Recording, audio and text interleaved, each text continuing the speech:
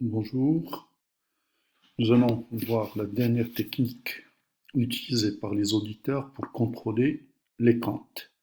Donc c'est spécialement, si vous voulez, dans une mission d'audit financier que nous allons recourir à la vérification de la comptabilité.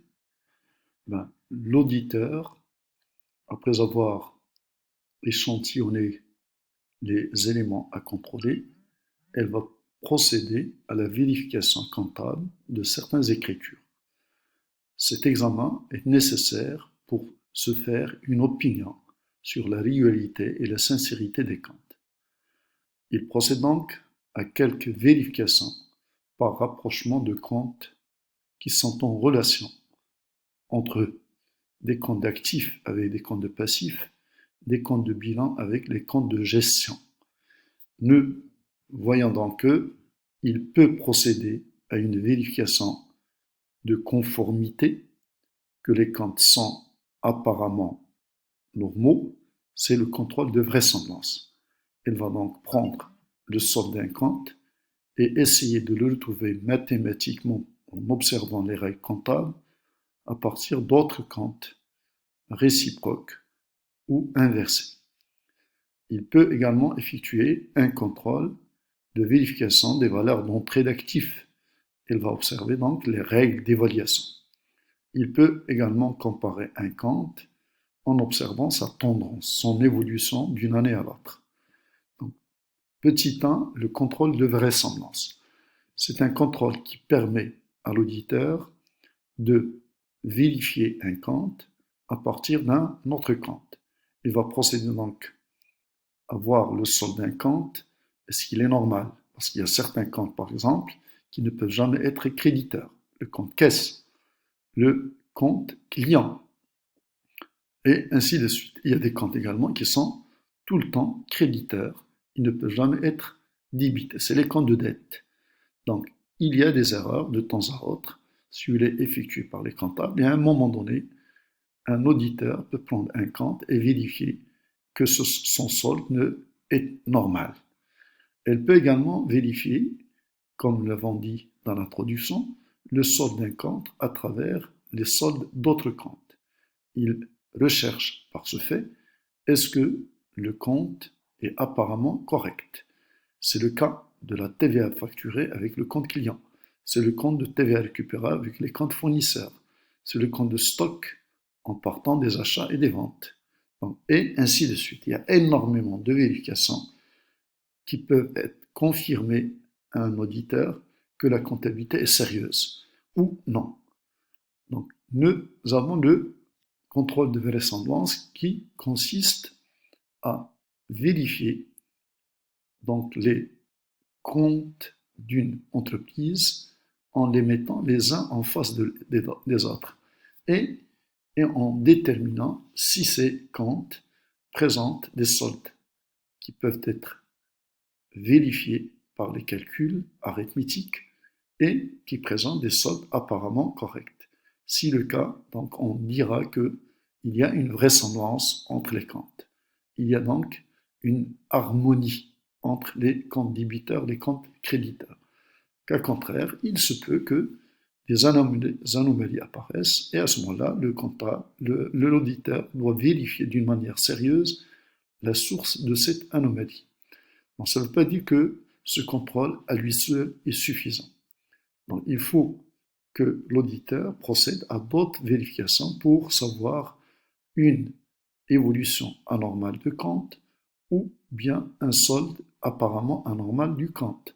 Elle doit donc effectuer des tests et des contrôles afin de détecter les causes de cette anomalie. Donc, il faut connaître les règles comptables d'une manière précise pour pouvoir effectuer ce genre de contrôle de vraisemblance. Un petit exemple, nous avons ici les ventes d'un exercice, les comptes clients avec leur solde à un moment donné, et le compte état TVA facturé, le solde à une date de la vérification par l'auditeur. Donc, en partant de ces données recueillies auprès du service de comptabilité, l'auditeur va chercher les factures non encore encaissées par l'entreprise. Et il a trouvé des factures. Alors, sachant que l'entreprise est sous le régime des encaissements, ça veut dire que le montant non encore déclaré de la TVA facturée, c'est le montant des TVA des factures adressées aux clients non encore encaissées par l'entreprise. Donc, on a les ventes totales de l'année. On peut tout d'abord déterminer le total des TVA facturées pendant l'exercice en prenant les ventes par catégorie de taux, retrouver donc le total des TVA et aller voir le compte depuis le début de l'année, 4455. En enlevant les à nouveau, en total les flux des montants crédités dans ce compte et on doit retrouver le même montant que nous retrouvons à partir du cumul des ventes de l'année. Ça, c'est une vérification globale pour la TVA facturée. Maintenant, vérification de la TVA qui apparaît en solde dans le compte état TVA facturé, 86 534, et il doit être vérifié à partir des créances à crédit. Donc, c'est les comptes clients et comptes rattachés. Le compte client créditeur de 479 525 et le compte client et fait à recevoir créditeur de 188 874. On commence donc à retrouver les factures correspondantes à ces créances à crédit et on a déterminé que dans ces factures, il y a des articles taxés à 20%, 198 200, articles taxés à 14%, 186 650, articles taxés à 121 400, donc, et articles non soumis à la TVA. Les emballages consignés sont donnés ici, mais il faut savoir que les emballages consignés, ce ne sont pas des ventes, donc ce n'est pas un produit définitivement acquis par l'entreprise. Il n'y a pas donc de TVA facturée sur un emballage prêté qui sera rendu par le client par la suite. La TVA sur un emballage consigné ne devient exigible et à faire apparaître en comptabilité qu'en cas où l'emballage prêté au client ne sera plus retourné, donc il sera transformé en vente d'emballage pour le client. Donc, si nous faisons les calculs, nous avons la chose suivante. Données relevées dans les comptes état TVA facturé, nous avons dit c'est 86 534, et le compte client, le voici, le compte effet à recevoir, le voilà, et les emballages consignés que nous avons dit sont donnés, mais ce ne sont pas des montants sur lesquels on est obligé de facturer la TVA. La vérification des factures pour retrouver ces montants, les voici. En première vérification, on va calculer les créances. Donc, on prend les factures, on les multiplie par le 1 plus le taux pour déterminer le montant TTC. On a retrouvé que le total des factures donne 668 399, ce qui correspond exactement au montant des clients et du compte client et fait recevoir. Donc, il y a une concordance. Donc, la vraisemblance de créance encore au crédit des comptes clients et comptes rattachés est similaire au total vérifié à partir des factures non encore encaissées. Donc là, il y a une harmonie. Deuxième vérification, c'est la concordance de la TVA avec les ventes non encore encaissées. On recalcule la TVA de ces factures, soit en prenant les factures, en lisant le montant de la TVA qui figure sur ces factures, soit en faisant les calculs. Les montants hors taxes fois les taux, j'ai un total de TVA à partir des factures non encore encaissées, 74 234. Le montant du crédit du compte relevé auprès de service comptabilité est de 86 534. Donc, il y a une anomalie, il n'y a pas de vraisemblance. Il y a une différence entre le montant de la TVA facturé encore au crédit du compte et le montant de la TVA recalculé à partir des factures, 12 300. Donc, les causes, l'auditeur doit mener des enquêtes, doit vérifier d'où vient cette différence. À titre tout simplement d'exemple, je suppose que ça peut être une TVA déjà encaissée qu'il fallait débiter du compte 4455 pour la déclarer et n'a pas été déclarée par l'entreprise. Donc c'est une TVA encaissée non déclarée. Il s'agit ici donc d'une défaillance fiscale. Donc nous avons un risque fiscal envers l'État. Ce que nous venons de faire pour le compte État TVA facturé, elle peut être faite pour le compte État TVA récupérable rapproché aux dettes fournisseurs, et ainsi de suite. Un contrôle de respect des règles d'imputation et d'évaluation.